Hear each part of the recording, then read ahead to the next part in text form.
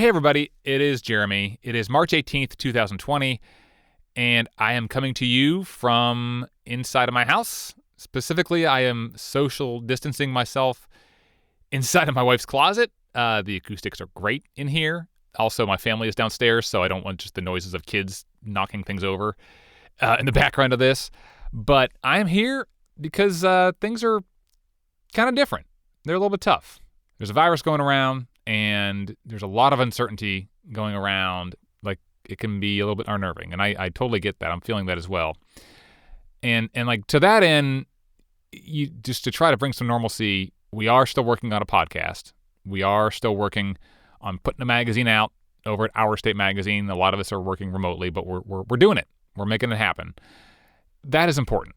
It's still important to do these things, to share stories, because talking is important. And I know, for one, I have been talking with my wife like a lot every single night. I am calling my family. We're sending notes to each other.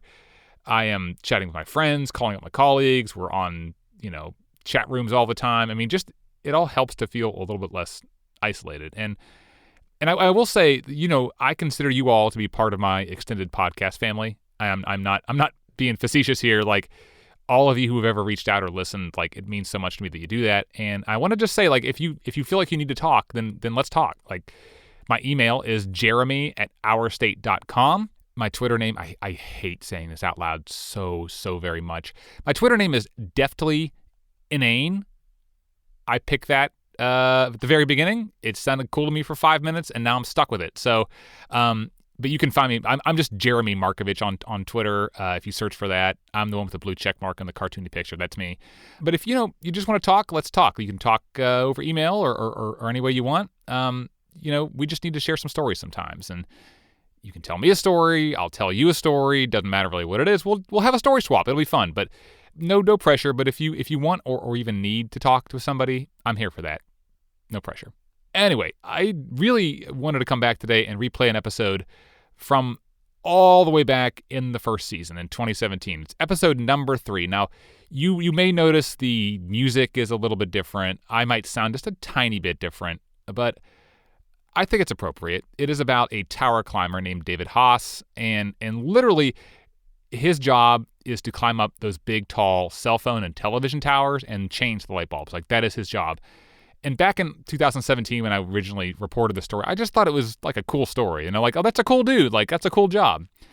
And it feels a little bit different to me today because, like, if you think about it, like here's a guy who ends up working mostly alone, and he is in a place that most of us would find to be very scary, and he's calm. Like, he is remarkably calm.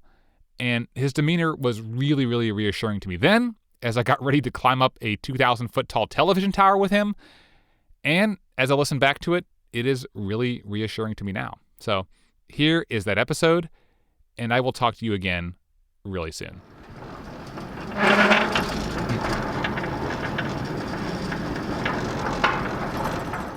To explain to you what this noise is, I have to tell you about a picture. The guy taking it is aiming down, and you can see his blue jeans and brown boots. He's standing on a metal rung that is sticking out from the side of this orange cylinder. And then below all of that is the ground. And the ground is really, really far away. You ever look at Google Maps in satellite mode? That is what it looks like. And that's it. That is the whole picture. Not much to it, but it's the kind of picture that makes you gasp when you first see it. And pretty quickly you realize what you're seeing. This guy, whoever he is hanging onto the side of the orange antenna that is mounted on the very tip top of a television tower. I used to work at a TV station in Charlotte, and the engineers would talk about this picture all the time. Because whenever the light on the top of the tower would burn out, the one that's meant to keep airplanes from hitting it at night, they had to hire a guy to climb up there and replace the bulb. I used to think, who does that? Who is crazy enough to climb to the top of one of those things? And what's it like to look down with your own eyes and see that? So that noise you're hearing, that is the sound of me going to get the answers to all of those questions. I'm just going past the strobe light right now. Actually, it's the sound of a creaky, rumbling elevator being pulled to the top of a very, very, very tall tower with me inside. Right here's the 300-foot mark, basically. Every light is around 300 feet. Every minute we go up almost 100 feet, and we have a lot of minutes left to go. Everybody okay down there? Yep. Yep. That voice you hear is David Haas, the guy in the picture. And funny thing, only part of David I can see right now are those brown boots. The bottoms of them, actually. Because there's only room for me and David's assistant inside the elevator car, so David is riding on the outside, on top, holding onto the cables. Even if both cables were to break, this elevator will not free fall down the tower. I should have had you talk to my wife before we came up here. And before long, things that are really big start looking really small. Crowder's Mountain looks like it's right over there. Yeah, you'll notice how they start looking really, really short. They blend in. Oh, jeez. The higher you go. Only like a third of the way up, too. Yeah. Now is a good time to mention that I am not afraid of heights, but then again, when you pass the 1,000-foot mark, you get a little afraid, like when the elevator stops and you're not expecting it. Those spider-looking things. That was not me. Oh, really? Okay. All right, you ready? Yeah. Probably the gate. There we go. The elevator's bumpy and the metal safety gate came open a little. The gate rattled open just a little bit, Uh-huh. and that shut the elevator off. Well, that's reassuring. A few minutes later, the elevator stops again, this time on purpose. Okay. All right. Let me just crack the elevator just a little. Sure. Bit to where it absolutely won't move. And then, the moment of truth. Dave, you're clear to go get out, by the way. Okay. So there's about like a 3-foot gap to step across to get on the platform. A 3-foot gap is not a very big gap, but this particular gap is 1,500 feet off the ground, which, by the way, looks pretty much like it did in David's picture, except now this is real. So All right. you ready? Yeah. All right. Just tied to the ladder. In this podcast, we go to remote places, and this place is definitely hard to get to, trust me. But this is a different kind of remote. It's the kind of remote that messes with your head. It's always scary. If you're not scared, you're not in the right frame of mind. I'm so dazed that I'm using it as my excuse for asking the most cliched question I can think of. So you can see your house from here? No, I live back this way, and I live on the other side of a ridge, so. And it turns out, even at 1,500 feet, we are not done going up.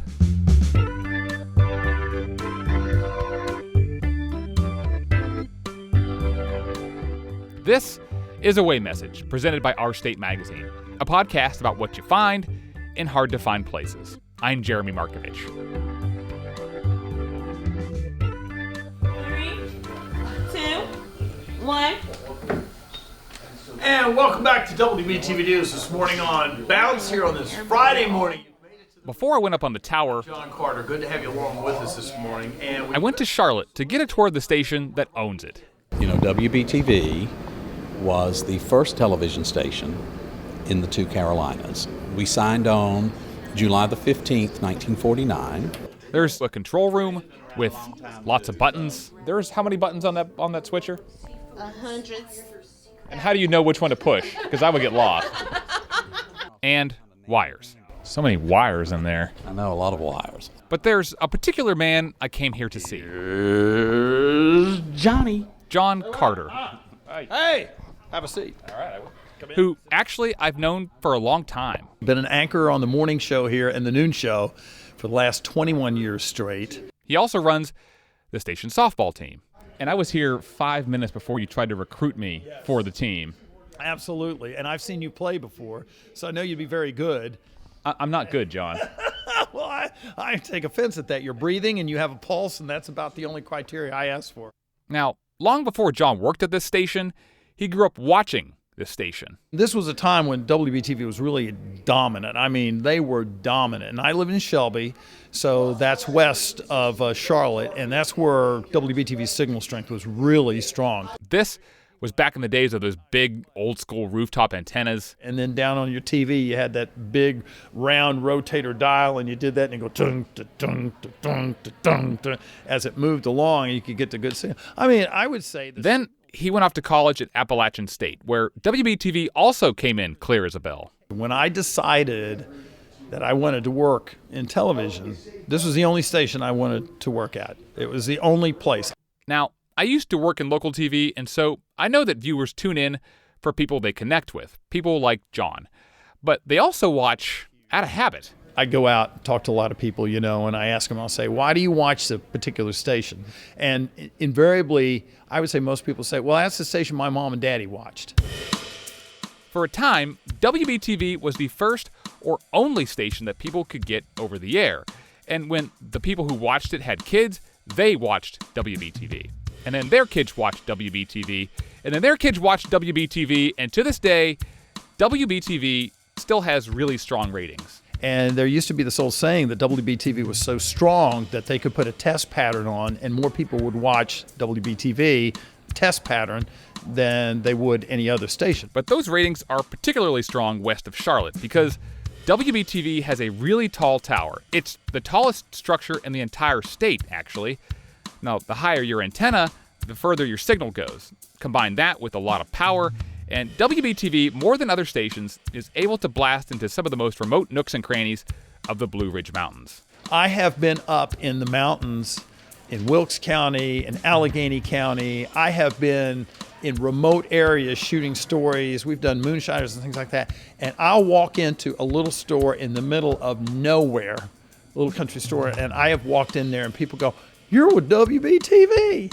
It's amazing the reach that this television station has. And it is amazing to me the affinity that people have for this station that I have seen in some of the most remote areas of western North Carolina. There's a 2,000-foot tower out in Gaston County. Yes. Like, it feels almost like antiquated to have an old school tower broadcasting a signal. How important is it to still have that signal blasting out from the top of that tower? There are a lot of people out there to this day who don't use cable, who do use antennas. And, as far as I know, that tower will always be there. I can't think of anything that was supplanted. That tower actually is not in Charlotte. It's about 30 miles to the west in an area of farms and woods near the small town of Dallas, North Carolina. These are the counterweights that keep the elevator cables tight. Now, you might think that a guy who climbs a tower like that might be a thrill seeker, an adrenaline junkie, a risk taker. But it turns out the guy who climbs this tower doesn't even go to the amusement park. And he's got a good explanation for that.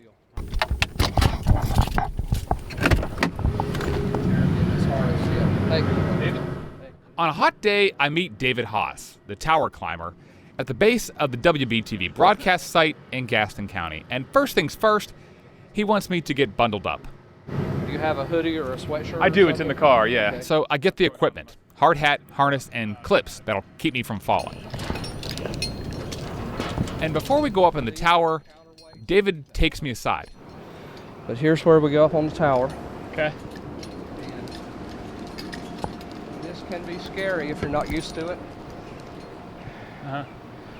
Don't let your heart control your thought process. Logic, reason, let your mind rule here, not your heart. Don't let the fear, don't let anything make you so afraid that you lose control of this. Okay. That little speech makes me feel a lot better because here's the thing. You need to be fearful, but you also have to have the right amount of trust.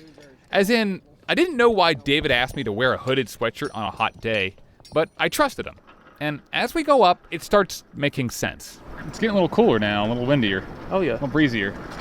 Well, the hardest thing to describe is how much heat actually comes off the ground, and Yeah. you really don't notice it until you're about 100 feet up. I mean, the temperature feels like it dropped like maybe like 5 degrees in just like no time flat. So after we get out, clip in so we don't fall, and step across that 3-foot gap up at 1,500 feet. Walk around up here like I'm doing. Yeah. This is just for David your and his assistant get to work. All right, Steve, you copy? Yeah, sure do, David. Go ahead. They don't just change light bulbs, they also fix electronic equipment. In fact, that sort of explains how David got this job. I was teaching part-time at Gaston College back that way, and one of my students was managing that tower over there for a company called Lodestar. He came to my troubleshooting class to learn about electronics. Was going for months and weeks without even a paycheck from my normal business. TV repair? Right. So when I got the opportunity to work on those lights, and when that door was opened, I ran with that as hard as I could, and I eventually closed the TV repair business down because there's just not any money in that. My skills are worth more here. The climbing part, that came later. And David found out that that is as much mental as it is physical. Like, for instance, the importance of having a radio. All right, David, that'll be fine. I'm firing up. It's not just to convey information. You're saying hearing that voice, too, up here is reassuring when you're up here by yourself. It is. Just hearing another voice, hearing someone else, being able to talk to someone else is very comforting. I mean, is it sort of like, I don't know, your link to civilization? It's almost like being on the moon up there. Right, it's your link back to civilization. You can talk to someone. After about 10 minutes, the repair work is finished, and then David and I get on the elevator. But we're not going back down. Why don't I take you a little further up then? Justin can hang out here. I'll take you a little further up and show you another antenna up there. Okay. So this goes how high, this elevator? About 1860. The tower is roughly 1900. There's a 50 or 60 foot antenna on top of it. So about 1960 feet total height. It's funny, once you get up a certain height, adding a few more 100 feet doesn't change it much. No. Right. Okay, this is as far as the elevator goes. Okay.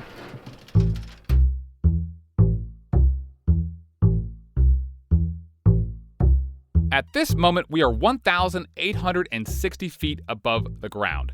We step out onto another much smaller platform. Looking down the tower, it's just a vortex of white triangles that reaches down to infinity.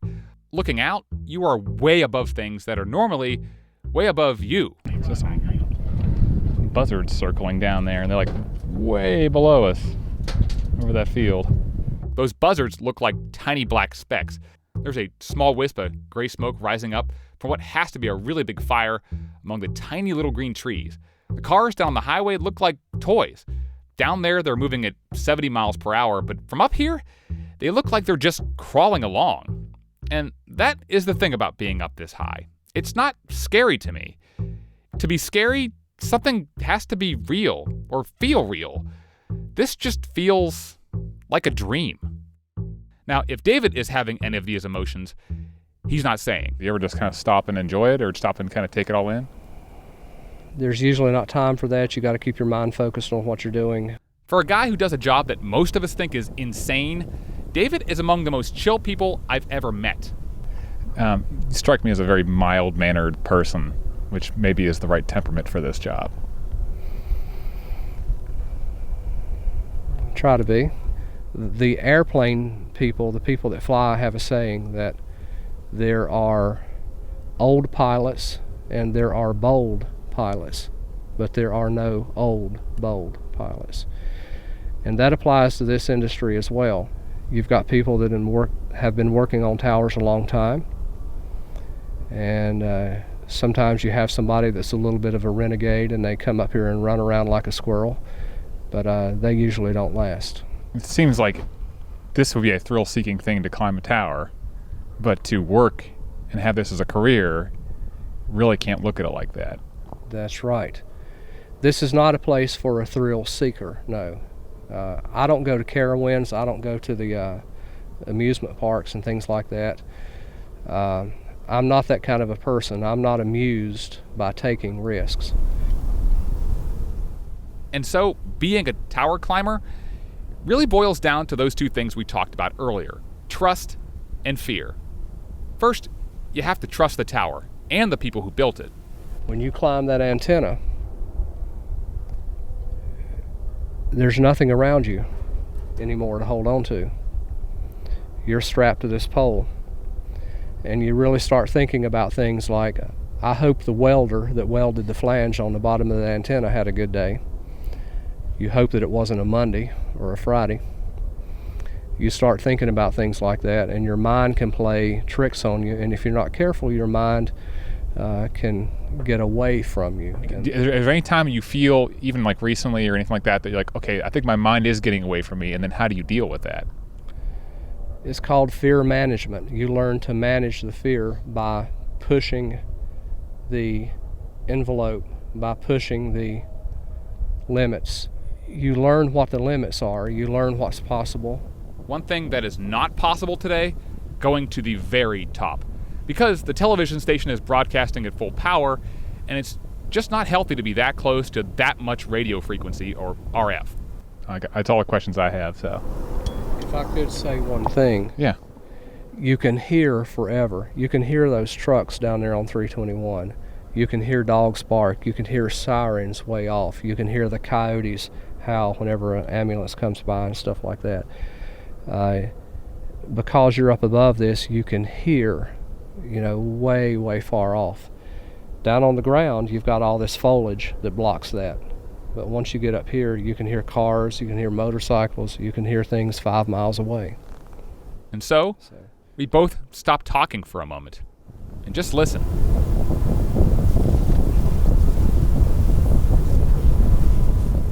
All right. Okay, here we go. Coming down. And as we head back down to Earth, out of the realm of fantasy and into reality, David talks about the fear and the trust some more. But there's one more thing that makes all of this work, that keeps David coming back. It's a sort of friendship.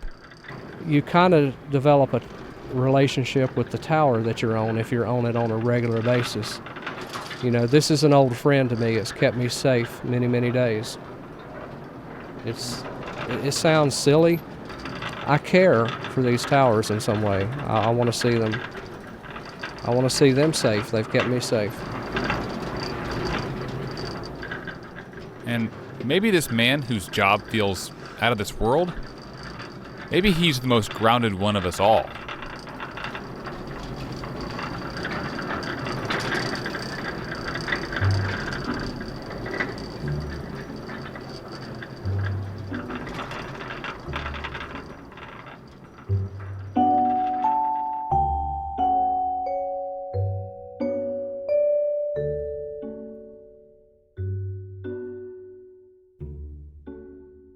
That is it for this episode. I'm Jeremy Markovich, and we'll talk again soon.